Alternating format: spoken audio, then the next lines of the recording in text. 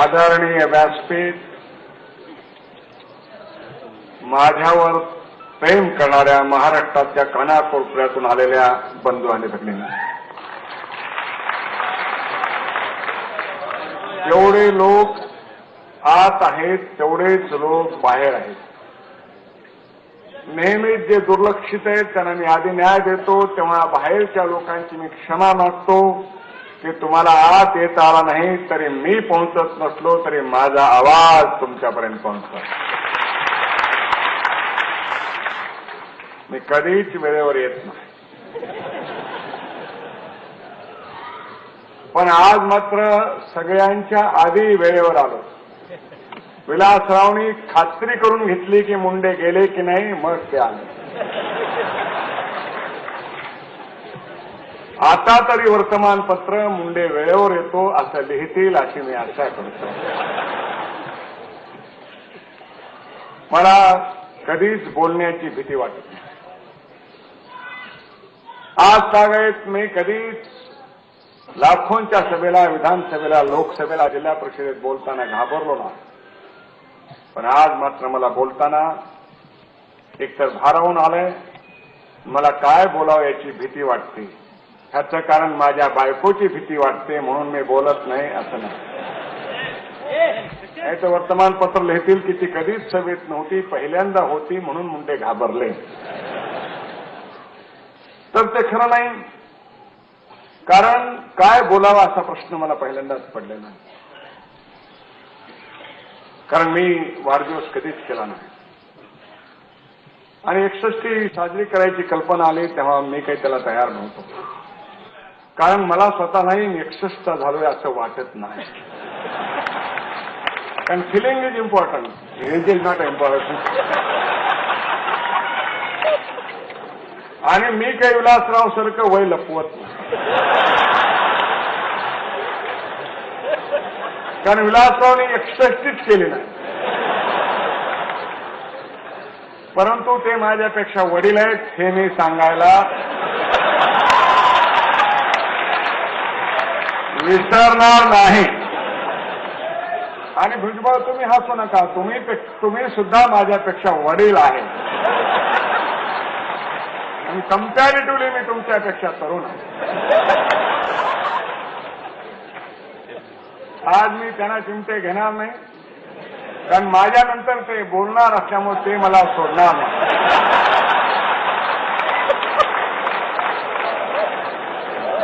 भुजबळ तर असं बघतो म्हणतात, माझी कशाला बघता, ज्यांचे तुमच्यावर अन्याय केला त्यांची बघा.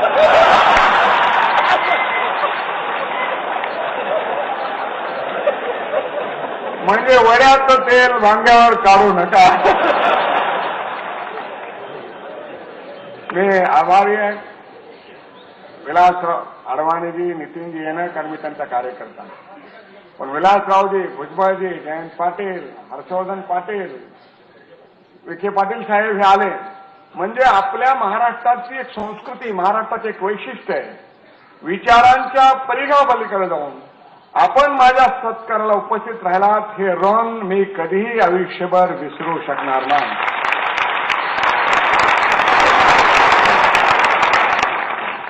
माझ्या विलासरावजीच्या आणि भुजबळांच्या मैत्रीचा अनेकदा त्यांनाही त्रास होतो आणि मलाही त्रास होतो.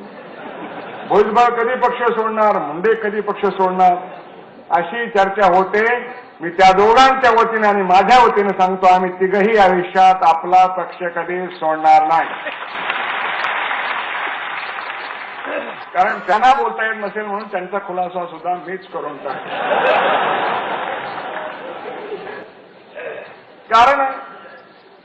कारण आता माणसाला 61 झाल्यानंतर आयुष्यातला बराच काळ निघून जातो आणि थोडासा शिल्लक राहतो. 100 वर्षाचे व्हान तेव्हा आम्ही उपस्थित राहू द्या हे काही खरं नाही. आणि म्हणून मी सांगितलं की मी मागे वळून पाहिलं. खरं म्हणजे ना मला इतिहास आहे, ना मला भूगोल आहे, ना मला काही पार्श्वभूमी आहे. माझे वडील तर ग्रामपंचायतीचे सभासद सुद्धा नव्हते. मी एक सामान्य कुटुंबात जन्माला येऊन आज जे काही मला मिळालेलं आहे ते माझं नाही, समोर बसलेल्या सगळ्या लोकांचं प्रेम आहे म्हणून.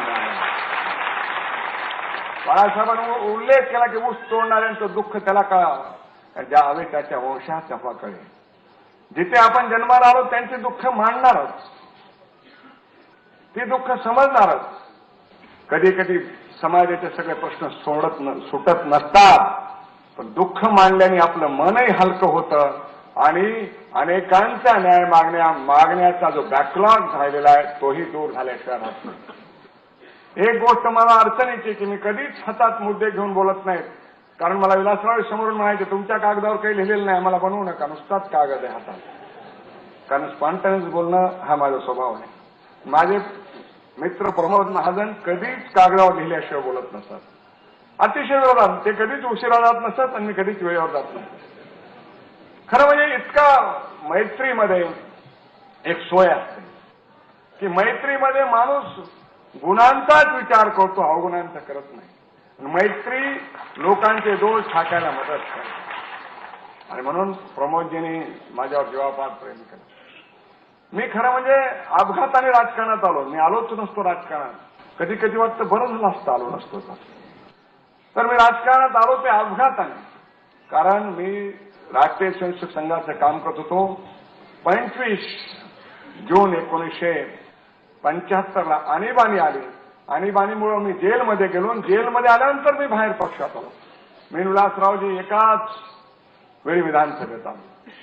मी सांगितलं किती आघात केले असतील विलासरावजीवर, मी किती आघात केले असतील भुजबळांच्यावरती, परंतु त्याचं रूपांतर हे आपण विरोधक आहोत, हे विरोधकाचं कर्तव्य आहे. सरकारवर टीका करणं हे विरोधाचा धर्म आहे. मी तर कमी बोललो, पण एकदा भुजबळांनी तर मला महाराष्ट्राच्या विधान परिषद बांगड्या भरल्या माझ्या हातावर. ते विसरले असतील, मी कधी विसरले. मग एवढे टोकाची भूमिका घेऊनही आमच्या कधी मतभेद झाले, पण मनभेद झाले नाही. प्रत्येक जण समाजासाठी काम करतो ही धारणा ही राहायची. आणि बाळासाहेब विखेंनी मांडलं की राजकारणातली अस्पृश्यता संपायला पाहिजे. माझा हा कार्यक्रम राजकारणातली अस्पृश्यता संपवायला जर कामी आला तर माझं जीवन कामी आलं असं मी मानलं. तसं तर मी अस्पृश्यतेच्या विरुद्ध लढतोच आहे. कारण त्याचे दुःख काय असतात, त्याची कल्पना ते सोसणाऱ्यालाच असू शकते. सगळंच मनोगत व्यक्त केलं पाहिजे असं नाही. तर मी फार बोलणार नाही, कारण माझा सत्कार केलाय.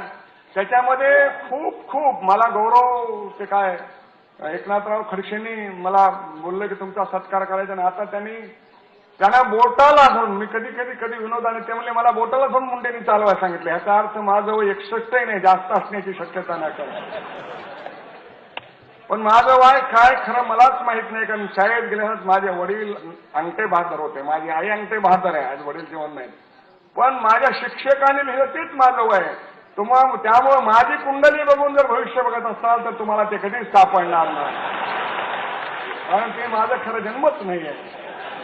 त्यामुळे हा लोकांसाठी जन्म आहे. कारण हल्ली राजकारणात विरोधकाच्या कुंडल्या सुद्धा एकमेकाच्या पाहतात, इथपर्यंत राजकारण गेलेलं आहे. तर माझी कुंडली झाली ती आणीबाणीमुळे. जयप्रकाशजीच्या चळवळीत गेलो, 16 महिने कारावासात गेलो, म्हणून मी राजकारणात आलो. राजकारण चालत गेलं, मी चालत गेलो. आज पंचायतीपासून लोकसभेत पोहोचलोय. पण एक गोष्ट सांगतो, 61 करून तुमचा मला रिटायर करायचा विचार असेल तर ते मी होणार नाही. मी थकणार नाही, रुकणार नाही, आणि कुणापुढे आयुष्यात चुकणार नाही.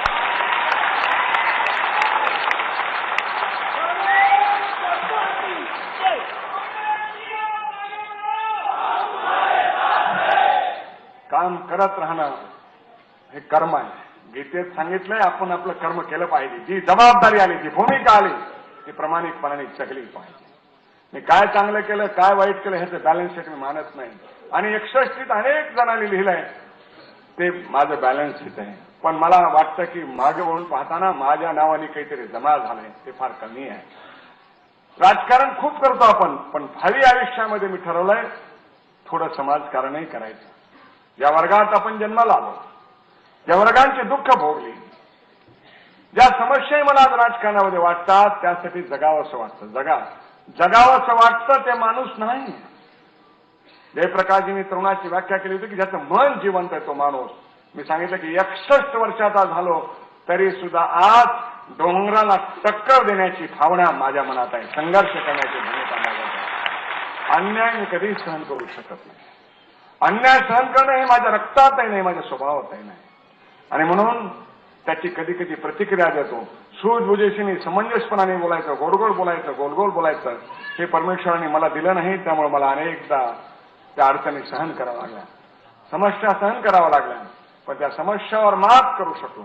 आजपर्यंत महाराष्ट्राच्या एका जिल्हा परिषदेपासून इनोपर्यंत जाऊ शकलो. ह्याचं श्रेय गोपीनाथ मुंडेच्या व्यक्तित्वाला नाही, त्याच्या कर्तृत्वाला नाही, त्याच्या नेतृत्वाला नाही, त्याच्या वक्तृत्वाला नाही. सामान्य माणसाने मला जे प्रेम दिलं त्याच्या आधारावरच मी आज इथं पोहोचलेलो. अनेक शहाणे माणसं स्वतःच्या शिडीवरून चालतात, त्या शिडीला ढकलून देतात. पण मी ज्या शिडीवरून गेलो तुमच्या प्रेमाच्या वर, ती शिडी मी कधीच टाकून देणार नाही. आणि म्हणून हा प्रेमाचा वारसा घेऊन हिंदुस्थानच्या पार्लमेंटमध्ये काम करण्याचे हे व्यासपीठ आज सगळ्या पक्षाचे लोक आहेत. त्यामुळे राजकीय विचार व्यक्त करू शकत नाही. आणि त्यामुळे त्या पार्लमेंटमध्ये गेलो तर मला हिंदी बोलावं का नाही, कसं बोलेल, काय बोलेल, मी हिंदीची भाषणं कधीच केली नव्हती. कारण महाराष्ट्रात जायचं, देशात जायचं कधी स्वप्नच बघितलं नव्हतं. विलासराव नेहमी म्हणायचे, R.R. पाटील नेहमी म्हणायचे की तुम्ही दिल्लीत जा, म्हणजे आम्ही सुखाने राज्य करू. मला दिल्लीत पाठवलं. मग सगळे दिल्लीत आले, गडकरी दिल्लीत आले, विलासरावही दिल्लीत आले, कदाचित भुजबळ सुद्धा पुढच्या काळात दिल्लीत येते. जयंत पाटील तुम्ही गप्प बसला नाही तर तुम्ही सुद्धा कदाचित दिल्लीत येतो. आणि त्यामुळं मी दिल्लीत गेलो. प्रॉब्लेम आला, मला वाटलं कसं हिंदी बोला. मैं भाग्या झपकन पड्या पैजामे फटान गुडघा देतो.